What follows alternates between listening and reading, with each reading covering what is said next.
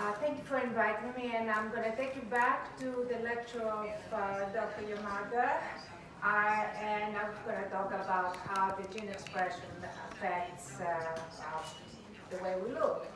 And what is gene expression? Basically, the gene expression is a process that starts with gene information from the DNA that is transferred via the RNA to the cytoplasm and creates proteins. And from there, of course, all the traits are created. Now, the American Academy of Dermatology in 2017 found that individuals with more youthful skin, their skin behaved younger. In other words, they had the same genetic profile as the individuals that were much younger than them. And of course, I'm not saying anything new. You know that, you look younger because of your genes. But then what they looked into is that the younger looking older women had increased activity in genes that are associated with cell replication, with response to oxidative stress, and with protein metabolism. Now we're getting into a more interesting area because now we're talking about the biology and molecular biology and signaling and how this signaling interacts. And also they found that the mitochondrial structure and the metabolism of the mitochondria was different in the younger women. Again, now we're talking about something that's more than the sum of its parts. We're talking about the gestalt that Dr. Yamada introduced previously. A gestalt is more than the sum of its parts, and it's basically all of those interactions in the mitochondria. When you're talking about structure, you're talking about a gestalt, but it's more than the sum. The gestalt emerges, and it's something very different than all the parts that make it. Now, the rate of expression of a gene is based on signaling. It's based on the location in the nucleosome is very important, the histone composition, nucleosome occupancy and positioning within the chromatin. Chromatin is like an agent that takes all the parts of the genes and puts them back again together. It's like a librarian that puts the books together. Chromatin remodelers, chaperones, and polymers. So we're talking about chaperones, we're talking about manager proteins. Again, we're talking about signaling. Now, women with exceptionally youthful appearance and facial skin had an overall epidermal structure that was different, a barrier function in their facial epidermal samples, and dermal matrix production. Again, we're talking about gestalts. We're talking about interactions of different signals. And on the left, you see a non-healing phenotype, and on the right, you see a healing phenotype under the microscope. Now, this is the effects of what it looks like in a clinical case. This is a herpes zoster on an 86-year woman, and how signaling can transform that very, very quickly within 2 treatments and repair all the wounds. You also have very similar matrices that are affected in hair. So women with exceptionally youthful appearing facial skin, we also had a higher expression genes that are associated with the hair matrix production. And this is very new research from June et al. 2017. And this is some clinical studies of how signaling affects the hair. That's another one. And you can see as an improvement in the hair. Now, gene expression is regulated by genetic effects and by environment. The previous speaker, Dr. Yamada, spoke about that as well. So basically, there is an interaction, and again, this interaction creates another gestalt of signaling complexes within the organisms are interacting with the signaling complexes within the environment. They make a whole different complex that basically allow us to look young or to look old. So, is there a measurement for that? And yes, it is a measurement. There is the measurement is the quantitative trait loci and the quantitative trait loci analysis or locus analysis, and that's a statistical method that links phenotypic data with genotypic data and how those interact with each other. And quantitative trait locus is basically a region in the DNA, and the different types of quantitative trait loci create what we call the architecture of a trait.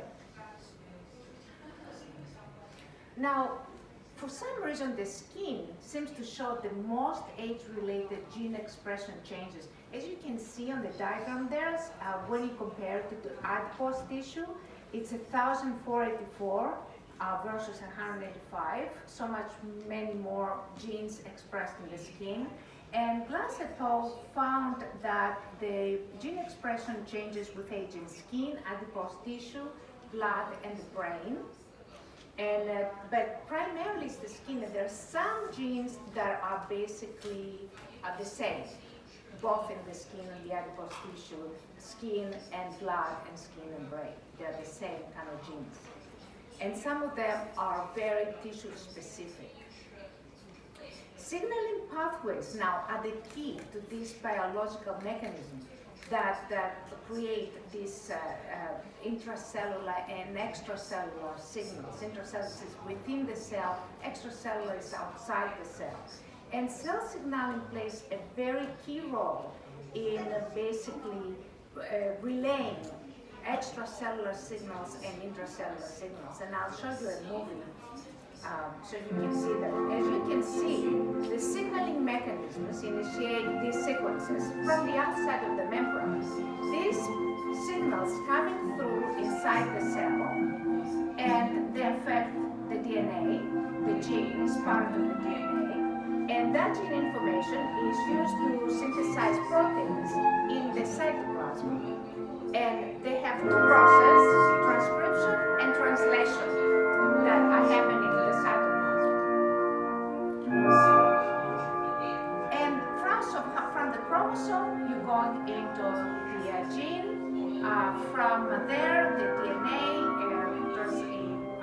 separates the RNA, travels into the cytoplasm, and this is the traveling, and gets into the ribosome, and that's where different amino acids are connected to make the proteins. So basically, the brains of our cells. The protein is a brain inside our cells.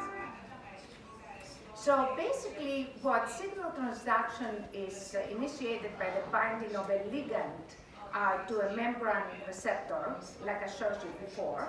And then there's a downstream of signals that come inside the DNA, and they affect the DNA and the genetic, and that's where gene expression basically occurs. So the cells detect the signals from the outside, and then there is a translation and the transcription, and as the signals interact with DNA, we have the expression of a specific gene. So the coordinated activity of different signaling pathways within and between multiple cells is the basis for many biological processes, like in gene expression, of course, that basically affect human development at all stages. But what's interesting to see in the middle slide is that from 26,383,000 human genes, about 42% are unknown. We don't know what they're for. So there's still a lot to learn. And on the slide after that is different signaling pathways, the AMPK signaling, the calcium, and basically other pathways that affect the cells. Now, the response of biological systems to changing environmental conditions and aging factors is a dynamic process. It's exactly what we said before. It's a gestalt. It's more than the sum of its parts. Dynamic means many different things coincide together and create this other thing emerges that is totally than everything that a gestalt is like a personality. A gestalt is like beauty. It's not something you can explain or analyze. It's something that is more than the sum of its parts. And activation of these different signaling pathways is responsible for the cell proliferation, for cell death, for cell differentiation, cell metabolism. Basically, signaling determines and controls the entire anti-aging process. And a clear understanding of the activity and interaction between the signaling pathways can help to design rational diseases for treatment. And of course, it has to do with the tissue regeneration and anti-aging. And on the left, you see the cell count treatment in sensitive genes, and on the right, you see the sensitive genes of the particular treatment. And here we have how basically we identify an important signaling pathway in the cell. We look at the gene expression, we look at the PPI, the protein-to-protein interactions, we look at general signaling pathway, the blueprint of the signaling pathway. Then we look at the map the cell, type-specific gene expression, and basically we combine gene expression and PPI. You're going to see this more in the next slide. Basically, you compute, it's a computerized expression of protein-to-protein interactions and gene expression combined together, and the interactive sum is the totality of PPIs that happens in a cell, and that is mathematically represented, and we look again at the gene expression. There is a lot of new methods that are far more thorough than ever before, the computerized methods like the HISP, a hybrid intelligent approach, and that combines protein-to-protein interactions and gene expression. And what you see here is just the signaling pathway for the cell, the cell of the wall of the cell, and how that controls the integrity of that cell wall. The blue is the beginning, the red is the ending of this signaling pathway. But as you increase in complexity, for example, this you have a signaling pathway in the human hematocytes. You see how much more complex this process becomes. And of course, the more you add, the more the complexity increases. Here is a schematic diagram of a molecular mechanism for osteoporosis. And then you have, of course, tropic hormones and signaling, you have intracellular crosstalks, you have attractive basins, and all of these are interacting in an endogenous network to create a gestalt that basically is responsible for either our osteoporosis happening or basically protecting against it. Our research started very long time in London University, and there was a paper that was published by Goldping, and we were looking at basically RNA content in muscles, in skeletal muscle, not the heart or anything else, but the skeletal muscle. And basically there was a faster expression of the slow type genes, which are the genes that are related to the skeletal muscle. And there was, in Sunday Times in 1994, published an article on the content of the pacemaker. He started this signaling technology with the pacemaker. The pacemaker basically replaced signals of the pacemaker cells, and this technology replaces the signals of the motor nerve. It's more on the central nervous system, and since then we have not allowed to publish that much because everything is proprietary. This is the result of this technology after 25 years of research. This is just one treatment. This is 2 treatments, and this is just one treatment. And now you're asking, why am I showing you body pictures in a facial rejuvenation lecture or section? It's because the body, it controls the face. You cannot separate the face from the body. Don't cut the face off and you leave the body by itself. What you do in the body is going to affect what your face looks like, and your aging process will be affected both by the body and the face. And of course, a very important aspect of this is the gene expression of DNA repair, and younger women and older women with younger appearance have a greater ability to repair the DNA. In our research, what we do, we look at signals and how these signals can basically fuse with biological signals to either amplify them or to basically fill them in, like you fill in basically letters in a sequence that has lost its letters. And this is how we basically do it. It's computerized, obviously, and it's through signal cluster analysis, and you can see some of it here. And of course, the electronics have to do how you compose different waveforms to make complex waveforms, because a signal is not just one waveform. There's thousands of waveforms that are combined together. And there is another trick.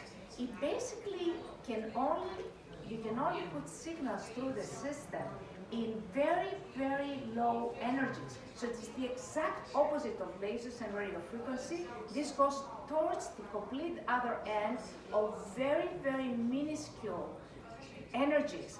And in these energies, there's a mathematical proof, that's the book that was published in 2008, that it's mathematically proven that the ion channels of the cells open up. We don't know why, but they open up, and then you can insert signals or stem cell extracts for that matter. Now, there is another component that is extremely important. You know, everybody's looking at the watch, right? The clocks. The clocks control our lives. Why? Because we have clocks inside our bodies.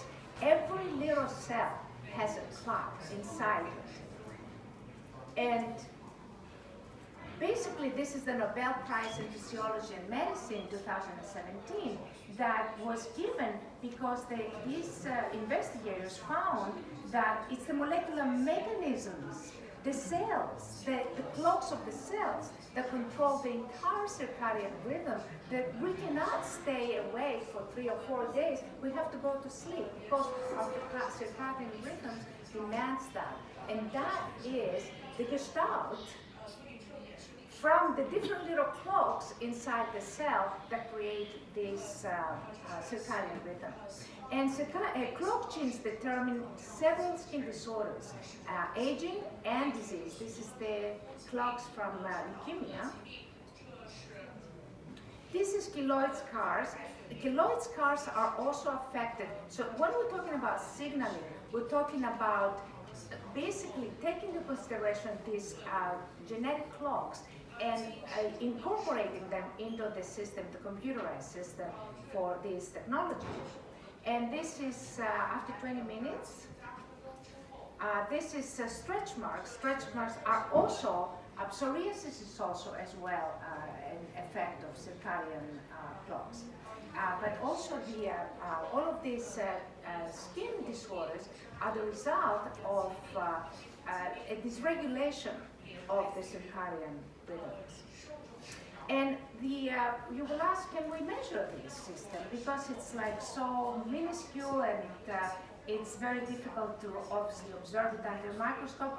And the answer is yes. We have a second virial coefficient, the SVC measurements. And when the SCV is basically we're looking at protein, if the proteins are aggregated, they're dysfunctional. They have to have a particular shape, and the shape of the protein determines the role that the protein plays. And if you have a negative SVC, then the protein aggregation is increased. That means you have dysfunctional proteins. If you have a positive SVC, the protein aggregation increases. Therefore, your proteins are functioning. That means your skin is going to look younger. And with this, I will conclude my lecture. Thank you very much.